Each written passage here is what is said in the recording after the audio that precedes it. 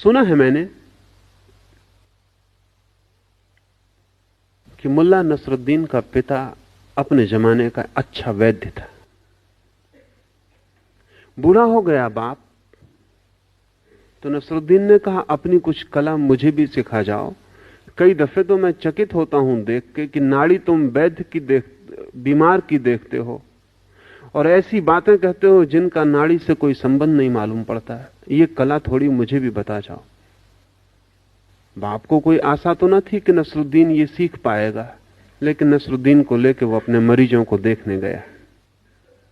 एक मरीज को उसने नाड़ी पर हाथ रख के देखा और फिर कहा कि देखो, केले खाने बंद कर दो, उसी से तुम्हें तकलीफ हो रही है। नसरुद्दीन बहुत हैरान हुआ। नाड़ी से केले की कोई खबर मिल नहीं सकती। बाहर निकलते ही उसने बाप से पूछा। बाप ने कहा तुमने ख्याल नहीं किया, मरीज को नहीं देखना पड़ता, आसपास भी देखना पड़ता है। खाट के पास नीचे केले के छिलके पड़े थे, उससे अंदाज लगाया। दूसरी बार नसरुद्दीन गया, बाप ने नाड़ी पकड़ी मरीज की और कहा कि देखो, बहुत ज्यादा श्रम मत उठाओ, मालूम होता है पैरों से ज्यादा चलते हो, उसी की थकान, अब तुम्हारी उम्र इतनी चलने लायक नहीं रही, थोड़ा कम चलो।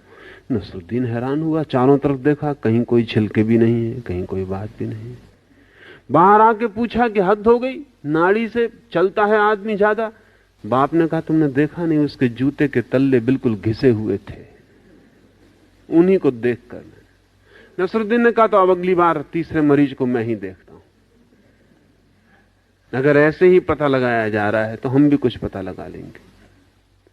तीसरे घर पहुंचे, बीमार स्त्री का हाथ नसरुद्दीन ने अपने हाथ में लिया, चारों तरफ नजर डाली, कुछ दिखाई नहीं पड़ा, खाट के नीचे नजर डाली, फिर मुस्कुराया, फिर स्त्री से कहा कि देखो, तुम्हारी बेचैनी का कुल कारण इतना है कि तुम जरा ज्यादा धार्मिक हो गई हो। वो स्त्री बहुत घबराई। और चर्च जाना थोड़ा कम करो, बंद कर सको तो बहुत अच्छा। बाप भी थोड़ा हैरान हुआ, लेकिन स्त्री राजी हुई। उसने कहा कि क्षमा करें, हद हो गई, क्या आप नाड़ी से पहचान गए, क्षमा करें, ये भूल अब दोबारा ना करूंगी। तो बाप और हैरान हुआ, बाहर निकल के बेटे को पूछा कि हद कर दी तूने, तू मुझसे आगे निकल गया। धर्म, थोड़ा धर्म में कम रुचि लो, चर्च जाना कम करो या बंद कर दो तो अच्छा। और स्त्री राजी भी हो गई। बात क्या थी? नसरुद्दीन ने कहा मैंने चारों तरफ देखा, कहीं कुछ नजर न आया, खाट के नीचे देखा तो पादरी को छिपा हुआ पाया।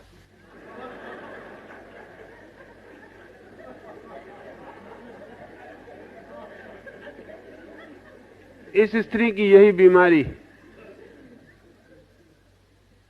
और देखा आपने कि आपके मरीज तो सुनते रहे, मेरा मरीज एकदम बोला कि क्षमा करो, अब ऐसी भूल कभी नहीं। लेकिन नसरुद्दीन वैद्य बन ना पाया।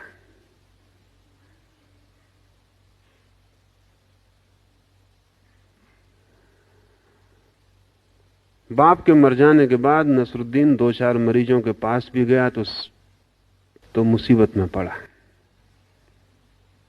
जो भी मरीज उससे चिकित्सा करवाए वो जल्दी ही मर गए। निदान तो उसने बहुत किए, लेकिन कोई निदान किसी मरीज को ठीक ना कर पाया।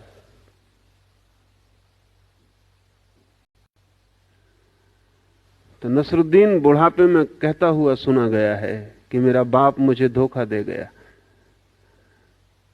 जरूर कोई भीतरी तरकीब रही होगी, वो मुझे सिर्फ बाहर के लक्षण बता गया। बाप ने बाहर के लक्षण सिर्फ भीतरी लक्षणों की खोज के लिए कहे थे। और सदा ऐसा होता है। महावीर ने बाहर के लक्षण कहे हैं भीतर की पकड़ के लिए। परंपरा बाहर के लक्षण पकड़ लेती है और फिर धीरे धीरे बाहर के लक्षण ही हाथ में रह जाते हैं और फिर भीतर के सब सूत्र खो जाते। नाड़ी से कोई मतलब ही नहीं रह जाता आखिर में। फिर नसरुद्दीन को यह भी पक्का पता नहीं रहता था कि नाड़ी अंगुलियों के नीचे है भी या नहीं, वो तो आसपास देख कर निदान कर लेता था। सारी परंपराएं धीरे धीरे वाह हो जाती हैं और नाड़ी से उनका हाथ छूट जाता है।